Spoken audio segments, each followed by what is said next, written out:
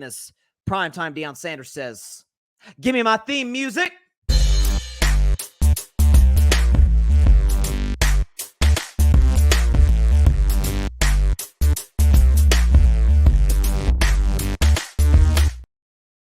On this week's edition of Carving Up the Context, we have some news that was first broken by Adam Schefter, who got this from CBS Sports, and others have dug more into this information and got more out of it.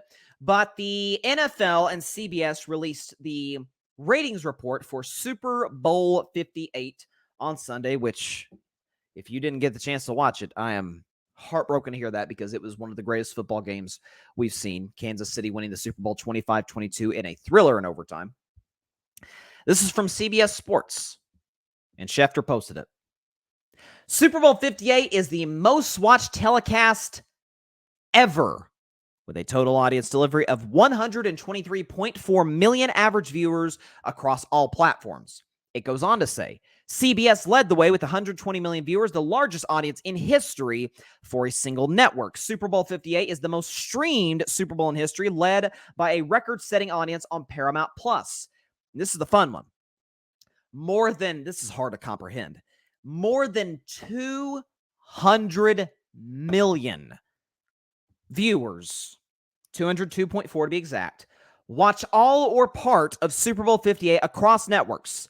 The highest unduplicated total audience in history, and up 10% from last year's Super Bowl. In other words, people were keyed in for many reasons. One in regard to Taylor Swift. Matter of fact, that could be one of the biggest factors. But first of all, when anybody tries to tell you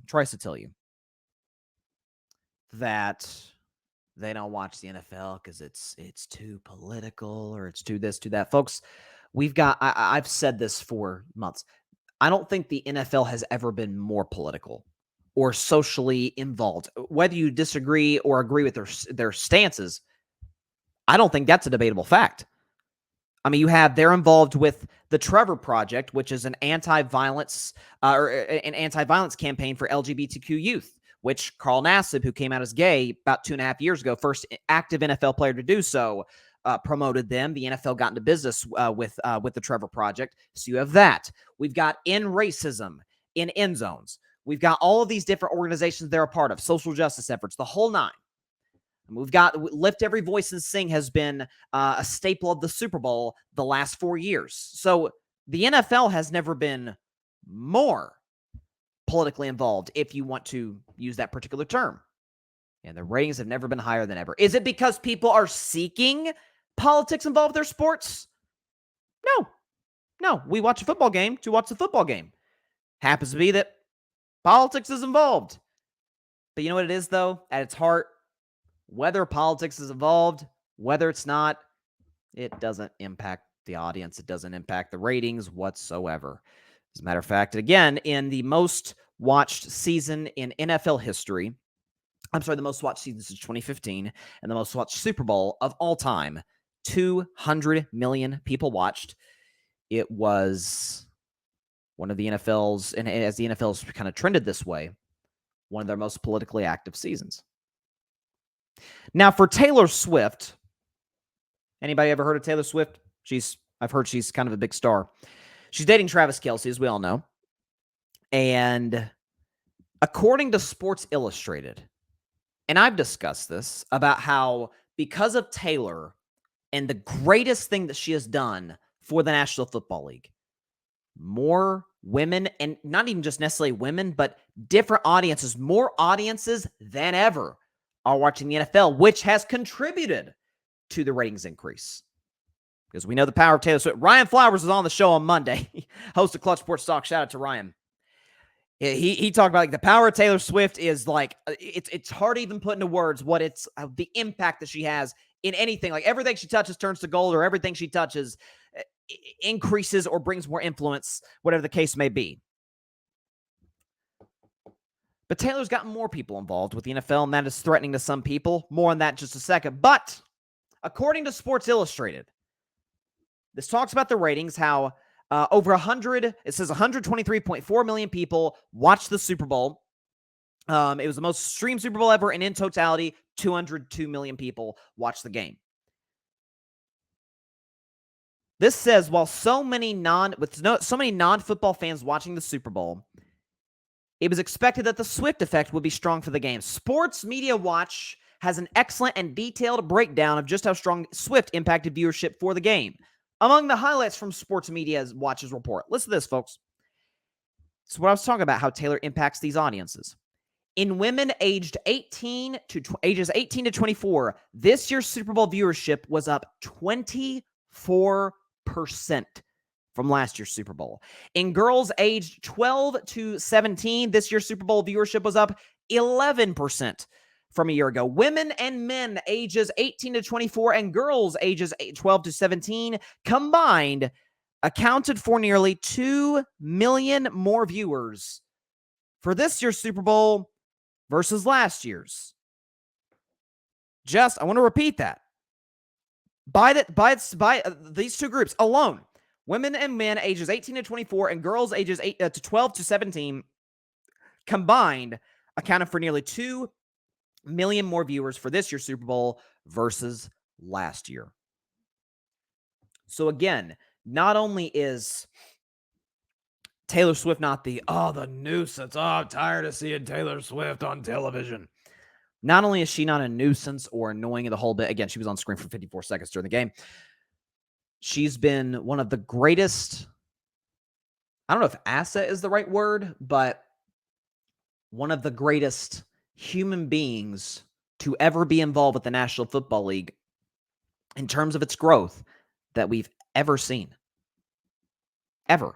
Because we know Taylor moves the needle unlike anybody. I mean, you see, not to dive too deep into politics, but neither side, and we know Taylor leans liberal, she leans left, neither side will ever so much as think, I'm talking about major candidates here, will not attack her, criticize her, go after the Swifties. They will not do it because they know the power that she brings and the influence that she provides. Now, again, this goes to a conversation I had about Taylor a couple weeks back on Carving Up the Context about how the only people who are genuinely bothered by this whole story, the Taylor Swift situation, are insecure men, which just the fact of the matter, because if you're threatened by more women and more girls and more young people watching the game, what does that say about you? What does it say about your life? Because keep in mind this, to those that are really bothered by this. Maybe you have a wife, a girlfriend. You certainly have a mother. Those who are, of course, still with us have a mother, sisters, women in your life, and they're watching you because we all watch people in our personal lives. We're like, people act like they can just get away with stuff. Nobody knows. People are watching, and the women in your life are watching you, be it significant other, mom, daughters, sisters, whatever the case may be. They're watching you. And if you are bothered by Taylor Swift, if someone of that power and influence bothers you that much, what does that say about your view, dare I say, of them and how much power and influence you would like? I don't feel like that's a reach. I think we need to talk about an individual who is a positive influence for young girls and young women, who does incredible charitable things. I mean, I read today that every tour stop she had on her Eras tour, and this in general in the past, she'll quietly donate massive amounts of money to food banks. So she's freaking feeding the hungry on every tour stop she has. She's very charitable. She's not getting into trouble. She's just dating one of the most famous football players, one of the greatest football players we've seen, certainly at least in the modern era, who just won the Super Bowl. So a little bit of a shorter, I guess, episode or edition of Carving Up the Context, but the ratings are better than they've ever been. Now, Taylor has a massive, massive contribution to that, is a massive contribution to that. But it's also, people say, I don't want my politics and my sports. I don't doubt that. I don't. But it doesn't stop you from watching. I see the ratings. We all do. it doesn't stop anybody from watching. However, this will be my last point. This is an election year, one that has. I saw Jon Stewart come back to the Daily Show the other day, and he was talking about this, how nobody is really looking forward to it at all.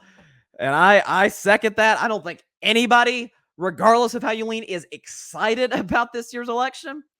But nonetheless, that's the candidates we've got. And the ratings, assuming now the Taylor Swift component may negate this. So that's kind of the wild card that, like, let's see if, again, assuming she's still with Travis and whatever the relationship is at that point, by the time next season starts, that's something you got to factor in as well. But in general, if the ratings come down, and frankly, assuming the Taylor effect doesn't take hold, and it very well could, but if it doesn't, I could very well see the NFL ratings coming down just like they do every single election year, like they did in 2012 and in 2016 and in 2020, because we're focused on who's going to be the most powerful individual in the world for the next 4 years. It's kind of important. Not that sports isn't, but we understand. People get riled up about sports. People get tribal about sports. Not the way they do politics. Not the way they do politics. People are, man, they cling to their candidate or their beliefs with every fiber of their being. Again, not that you shouldn't be passionate about it. I encourage anybody to get out there and vote. By the way, that's something Taylor does as well. He encourages young people to vote. So another check in the Taylor column. But if they come down, it's because it's an election. Because it came down in 12 from 11. It came down in 16 from 15. It came down in 20 from 19. Just putting that out there for when the pundits and the know-it-alls come out and say, nobody cares about the NFL. Keep politics out of sports.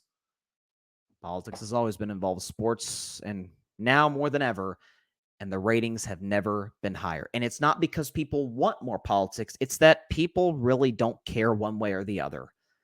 They're there for the game, and that's what the NFL provides, with a few side stories.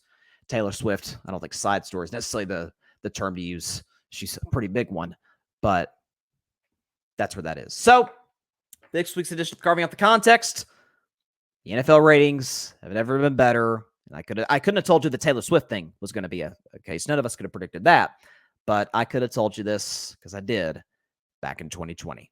Thanks so much for watching the show on YouTube, and be sure to go click that big red subscribe button and check out the other clips and full shows from Carving It Up Live, as well as our other incredible content creators here on the Grid Network.